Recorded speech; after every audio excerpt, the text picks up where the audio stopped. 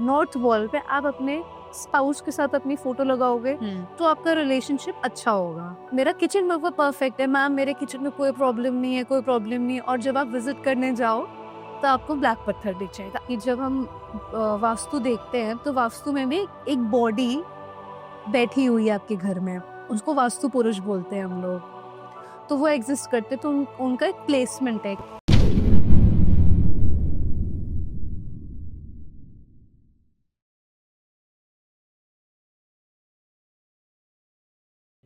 क्या आपको रिलेशनशिप में कंफ्यूजन है, या फिर फैमिली में काफी लड़ाई झगड़े हो रहे हैं, या करियर में डायरेक्शन नहीं मिल रही, या फिर हेल्थ रिलेटेड काफी इश्यूज है? सो डोंट वरी, आज ही जुड़िए टीवीटी ट्रिनिटी से।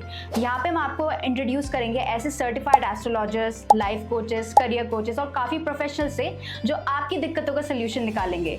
अगर आपको लव लाइफ में क्लैरिटी चाहिए, या फिर करियर में डायरेक्शन चाहिए, या फिर अपने आप को मेंटली और फिजिकली फिट रखना है, सो आज ही हमसे जुड़िए and contact us on 8448801064. Thank you. Welcome to another episode of TVT. Today we are here with celebrity awarded Vastu consultant Ms. Riddhi Arora, who is going to talk about a lot of things in Vastu. So basically what happens in Vastu and how important is it in our life. So let's welcome Riddhi ma'am. Hi Niharika, thanks for having me.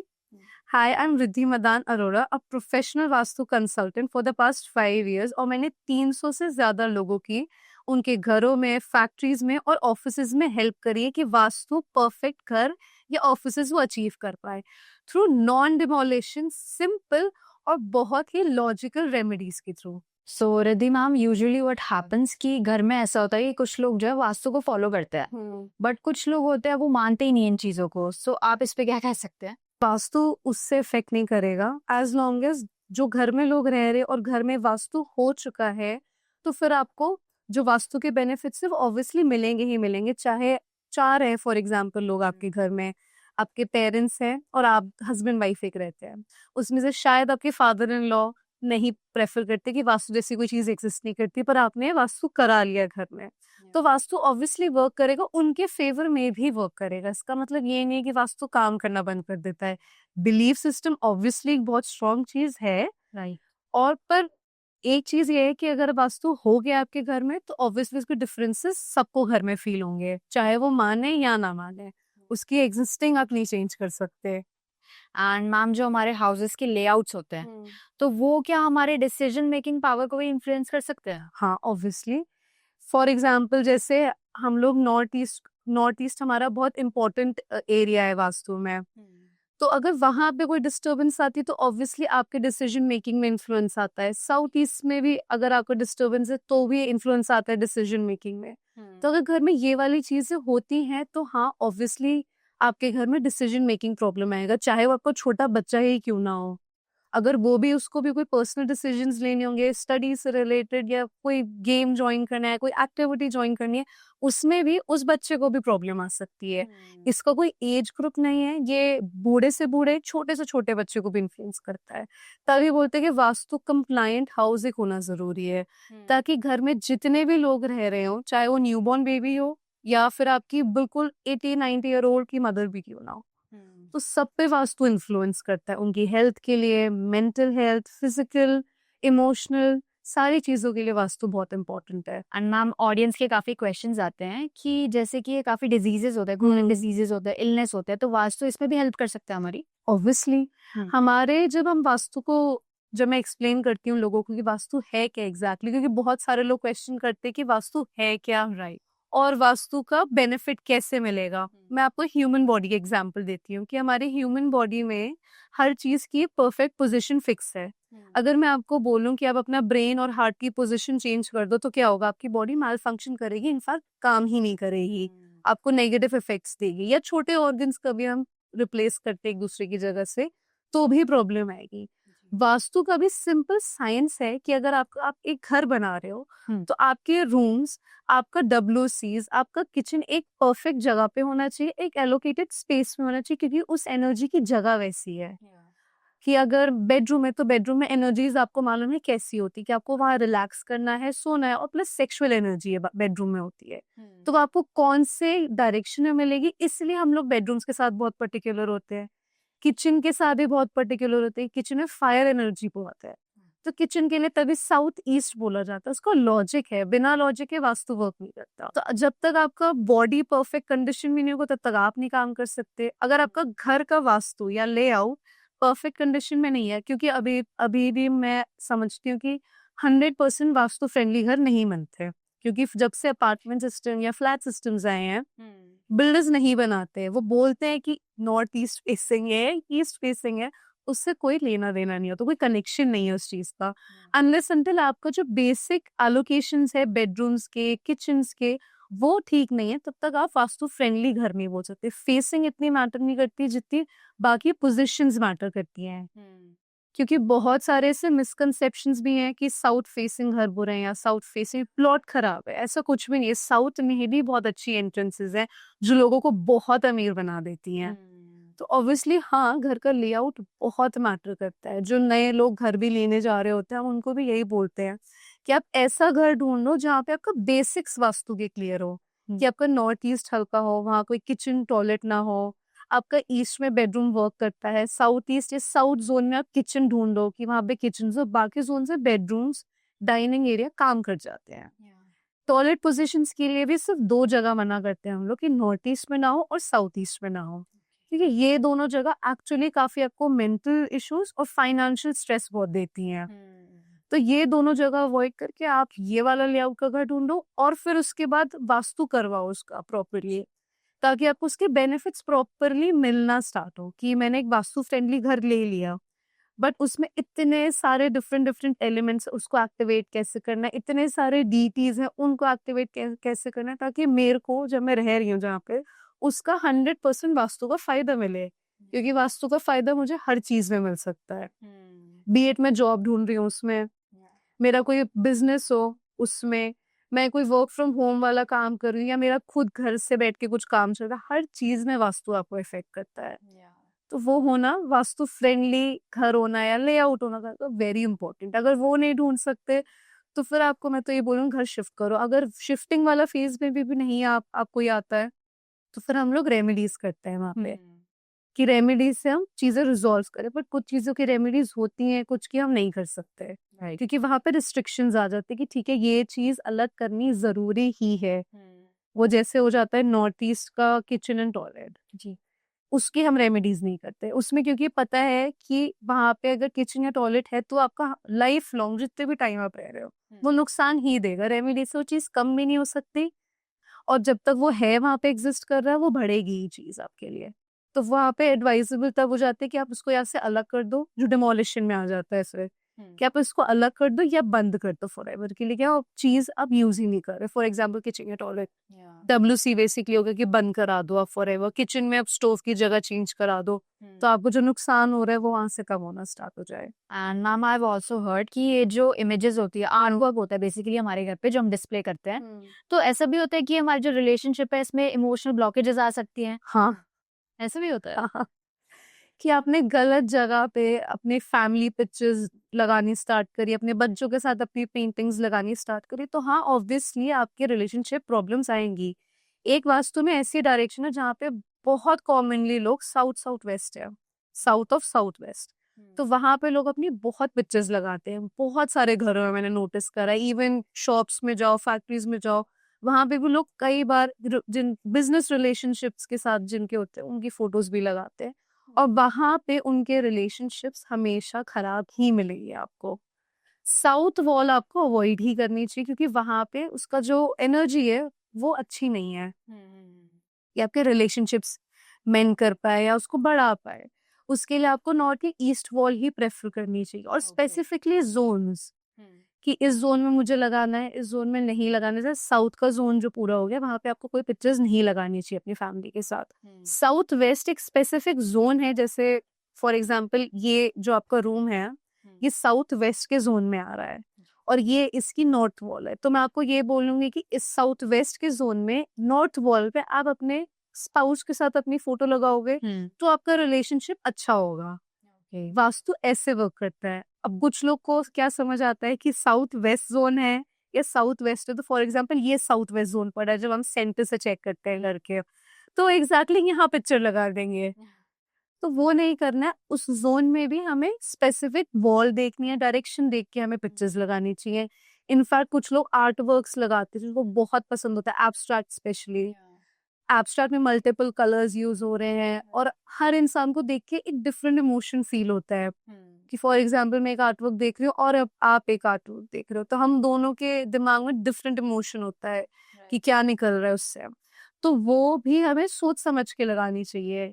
आप 2-3 लोगों से पूछो घर में कि इससे आपको क्या इमोशन फील हो रहा है, और तब आप उसके कलर्स के अकॉर्डिंगली आप अपने घर में यूज कर सकते हो। बट आपको बहुत स्पेसिफिकली देखना चाहिए किस टाइप का इमोशन फील हो रहा है, क्योंकि कुछ लोग काफी सारी पेंटिंग्स लगाते हैं, उसमें थोड़ा सा नेगेटिव इमोशन फील होता है या थोड़ी सी स्केरी पिक्चर्स बनी होती हैं, और वो आप अपनी अच्छी डायरेक्शन पे लगाओगे विथ एंटी कलर, तो वो आपको ऑब्वियसली नुकसान ही नुकसान देगी फिर, क्योंकि उसमें भी एनर्जी है, कलर में भी एनर्जी है। जैसे आपने यहाँ पे भी इतने सारे पिक्चर्स अलग अलग कलर्स की लगाई हुई हैं, मल्टीपल कलर्स है इसमें, तो मैं आपको ये बोलूंगी आप अपनी डायरेक्शन चेक करो, कौन सी डायरेक्शन है, आप उसके अकॉर्डिंगली उसके फ्रेंडली कलर्स लगाओ, तो उससे आपको बेनिफिट मिलता है। राइट, तो वास्तु ऐसे काम करता है सर। सो रिद्धि मैम, ऐसा भी होता है कि विमेन को काफी हेल्थ इश्यूज होते हैं, तो इसमें मतलब वास्तु दोष का कोई इफेक्ट हो सकता है? हाँ, अगर आपके घर में साउथ ईस्ट में इश्यूज हैं तो फीमेल को हेल्थ इश्यूज होगा ही होगा। आप किसी भी घर में उठा के देख लो कि साउथ ईस्ट के जोन में प्रॉब्लम है, तो आपके घर में फीमेल को हेल्थ इश्यूज आएंगे, चाहे वो किसी भी टाइप के हो, चाहे उनको घुटने में दर्द रह रहा हो पूरे time, female health reproductive issues हो, वो भी रह सकता है आपके घर में।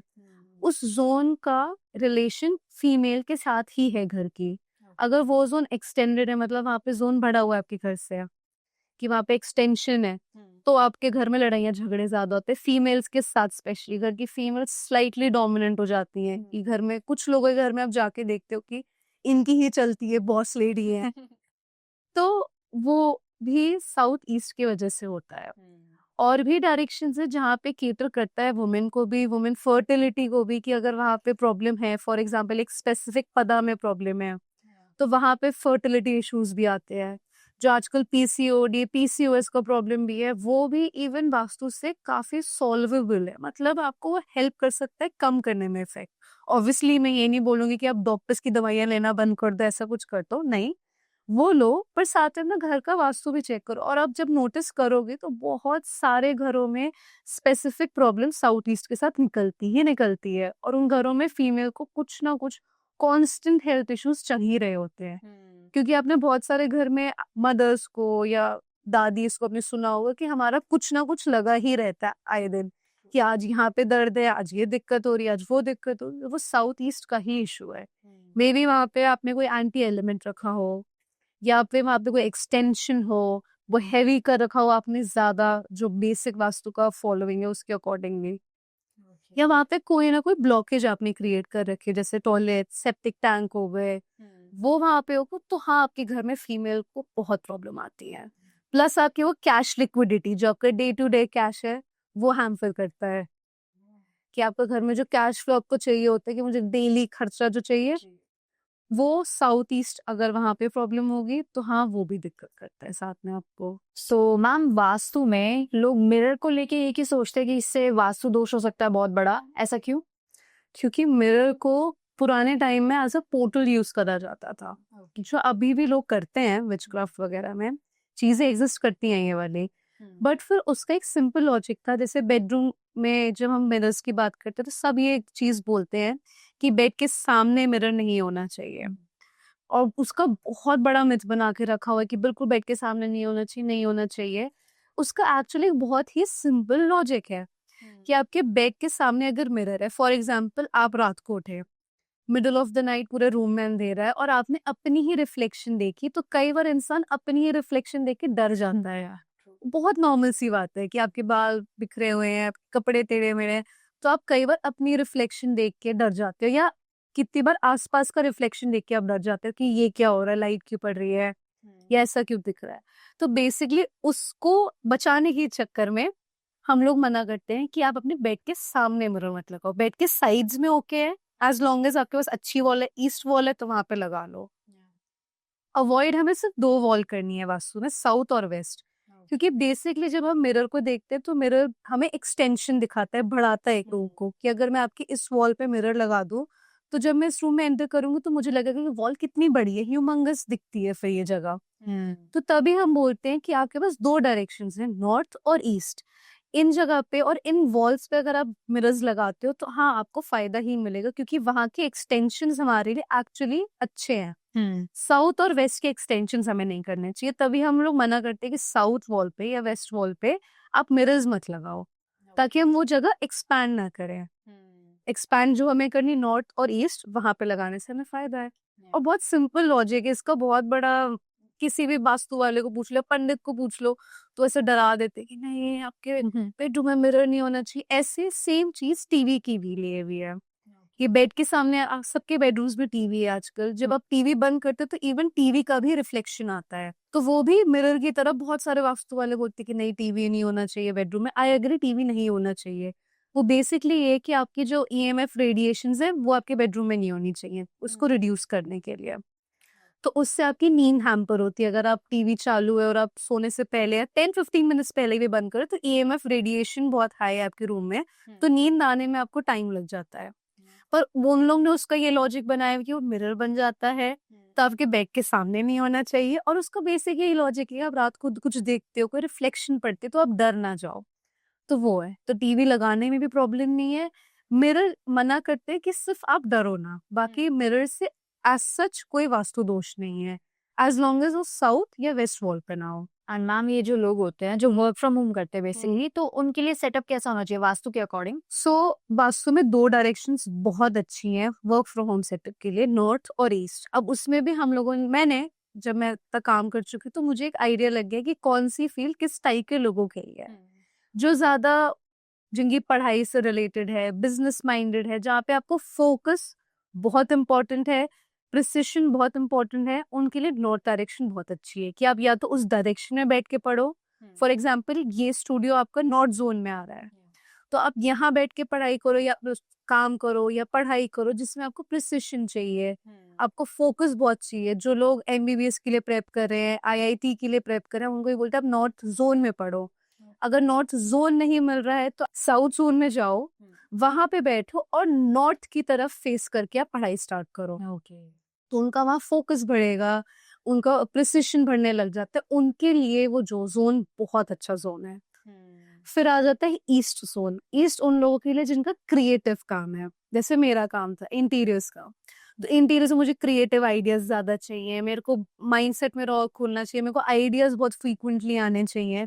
तो जो भी क्रिएटिव फील्ड्स हैं, जैसे फ्रीलांसर्स हो गए, आर्टिस्ट हो गए अलग अलग टाइप के, जिनका मार्केटिंग से काम है, तो उन लोगों को ईस्ट की तरफ फेस करके या तो ईस्ट वॉल की तरफ फेस करके पढ़ो आप, या तो ईस्ट जोन में पढ़ाई स्टार्ट करो, या तो आप जॉब आपका वैसे तो आप उस तरफ करने बैठ जाओ। बहुत फायदा मिलता है उस चीज से। अगर आपको वो भी नहीं मिल रहा है कि मेरे को जोन नहीं मिल रहा है कि मेरे घर में नॉर्थ जोन में कुछ है, फॉर एग्जाम्पल किसी का बेडरूम है, मैं बेडरूम में किसी और के पढ़ नहीं सकता, और मेरा बेडरूम साउथ में, तो मैं साउथ के बेडरूम में बैठूंगी, पर मैं वॉल अपने लिए ईस्ट की ही ढूंढूंगी कि जब मैं सामने, यहाँ मेरी डेस्क लगी हुई है और मेरा सामने ईस्ट पढ़ रहा है, तो मैं इस डेस्क पे बैठ के ईस्ट की तरफ फेस करके ही पढ़ूंगी। इवन हम लोग डेस्क का भी वास्तु बताते हैं। ये मेरा जो डेस्क सेटअप है, कुछ लोग बहुत पर्टिकुलर होते हैं कि नहीं हम लोग घर से ही काम करते हैं, मेरा कहीं वर्किंग नहीं है, ऑफिस नहीं है, कुछ भी नहीं है, मेरा घर से ही काम है, ये मेरा घर में स्टूडियो बना हुआ है, मैं इसी में काम करता हूँ या करती हूँ।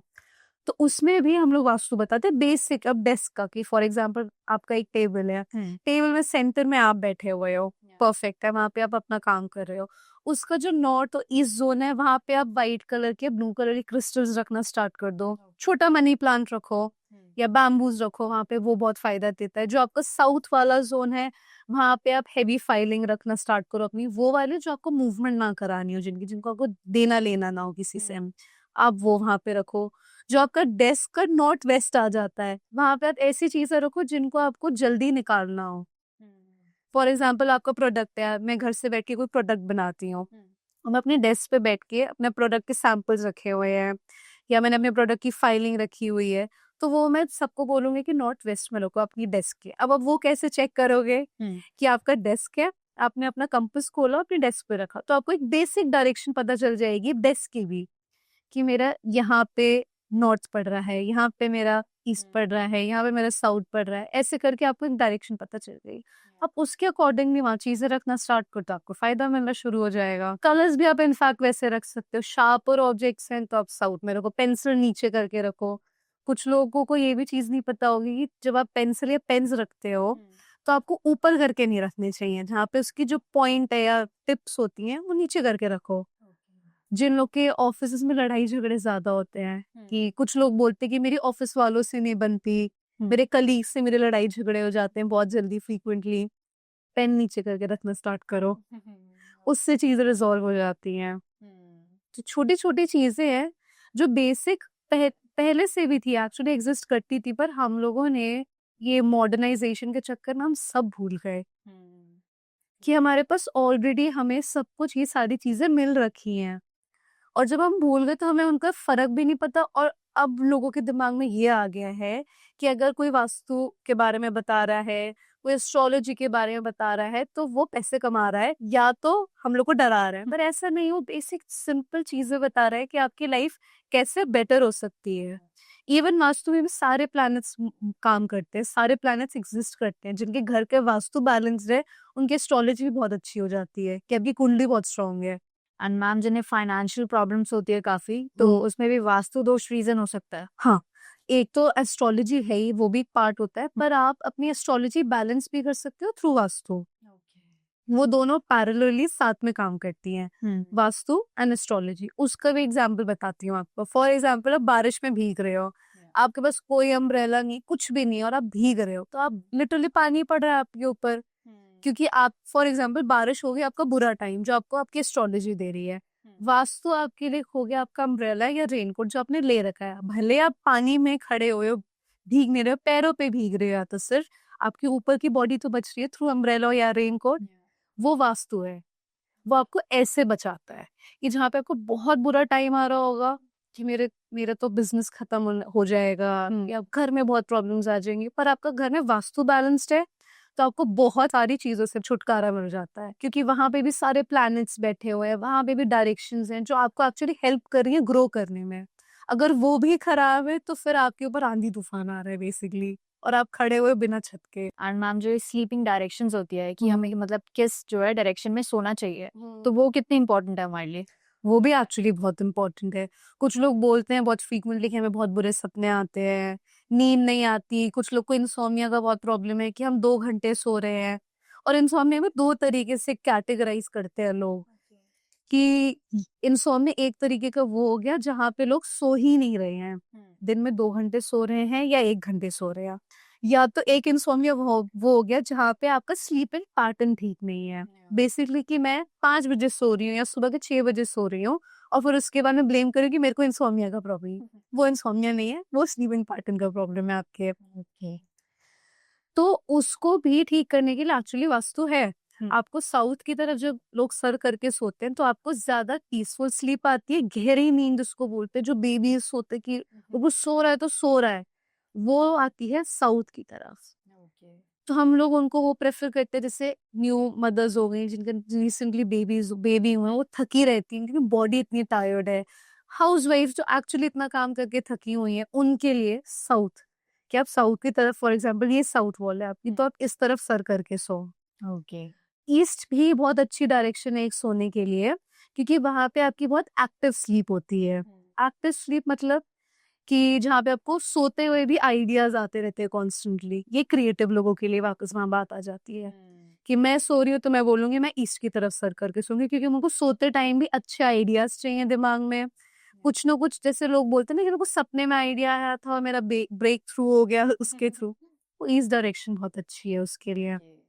और उसका भी बहुत एक सिंपल सा साइंटिफिक लॉजिक भी है कि नॉर्थ और साउथ की जब हम बात करें अर्थ की, तो नॉर्थ पोल है और साउथ पोल है, वहां पे मैग्नेटिक फील्ड हमारे अर्थ के अराउंड मूव कर रही है जो नॉर्थ से साउथ की तरफ जाती है।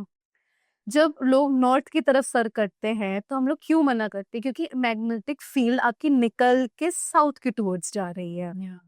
ठीक है। तो जब आप नॉर्थ की तरफ सर करके सोगे तो बेसिकली आप अपनी पूरी बॉडी की एनर्जीज निकाल रहे हो, इंस्टेड ले रहे हो, जो आपको सोते टाइम चाहिए होती हैं बेटरमेंट के लिए आपके लिए, तो वो आपकी निकल रही। तभी नॉर्थ की तरफ सर करके नहीं सोना चाहिए। वो डेड बॉडीज को तभी वहां पे लेटाते हैं। उनका रीजन ये कि आपकी बॉडी अब आपकी सोल रही नहीं, आपकी सोल को एक डायरेक्शन चाहिए निकलने के लिए भी। जैसे सबको पता है कि श्राद्ध वगैरह होते हैं अपने यहाँ पे, 7 और 13 दिन हम लोग कंसिडर करते हैं कि 13वीं मना रहे हैं हम लोग। तो वो क्यों है? क्योंकि आपकी सोल तब तक जो जो जिसकी डेथ हो जाती है उसकी सोल आपके आसपास घूम रही होती है, क्योंकि वो भी डायरेक्शन ढूंढ रही होती है आगे हेवन में जाने का।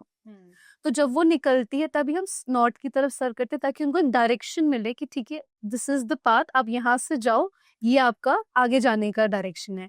तभी नॉर्थ की तरफ सर नहीं करते। और साउथ की तरफ हम इसीलिए सिंपली सर करें क्योंकि हमें वो एनर्जीज की रिक्वायरमेंट है, तभी हम साउथ की तरफ सर करके सोते हैं। एंड मैम आपके पास भी काफी क्लाइंट्स आते हैं वास्तु से रिलेटेड, ठीक है, तो आप ये बता सकते हैं कि ऐसे कॉमन कौन से 5 ब्लंडर्स हैं जो वास्तु से रिलेटेड करते हैं काफी? ऐसे बहुत सारे एक्चुअली ब्लंडर्स हैं। अब जैसे फॉर एग्जांपल किचन बहुत कॉमन चीज है कि हमारा किचन साउथ में है या साउथ ईस्ट में है, तब भी हमें कैश लिक्विडिटी की प्रॉब्लम आ रही है। जब आप उनके किचन में जाके देखोगे तो आपको एक कॉमन मिस्टेक मिलेगी, ब्लैक पत्थर। कि किचन में, मेरा किचन में वो परफेक्ट है मैम, मेरे किचन में कोई प्रॉब्लम नहीं है, कोई प्रॉब्लम नहीं है, और जब आप विजिट करने जाओ तो आपको ब्लैक पत्थर दिख जाएगा। अब क्या है, साउथ ईस्ट या जो साउथ जोन है वो वहाँ का anti colour black and blue है। आपने ब्लैक कलर का स्लैब किचन में यूज कर लिया तो ऑब्वियसली आपने वहाँ पे एक एंटी एलिमेंट इंट्रोड्यूस करा दिया।